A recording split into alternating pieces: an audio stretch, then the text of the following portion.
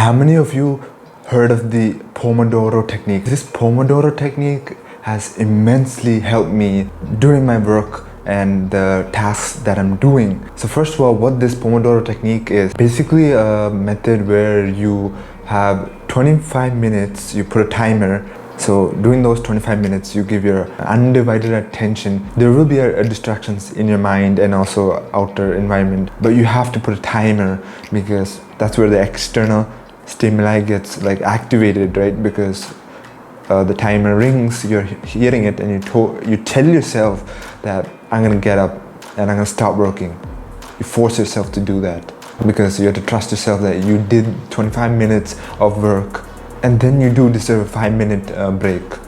And another thing that I want to talk about is, especially when you're starting out this 25-minute, there's going to be that friction. Like when you're about to do a work, it may seem gigantic, huge.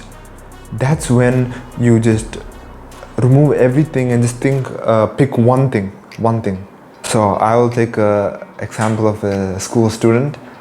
He or she is studying pretend in 10th grade for his board exams.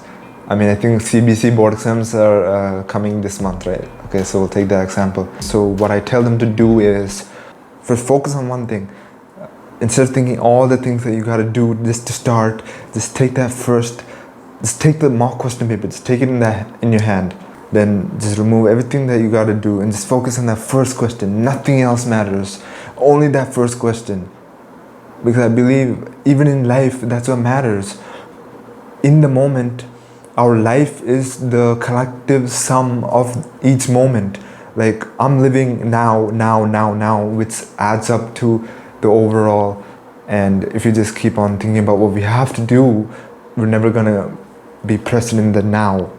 So you just have to focus on one thing, then the next, then the next, then the next, like that. Then the whole collective process will be the outcome. And another way to reduce the friction is related to the work, that it's so hard, it's impossible, you can't do it, you will not be able to start, it's gonna be a failure, you're gonna completely mess up, you will not be able to even take that first step.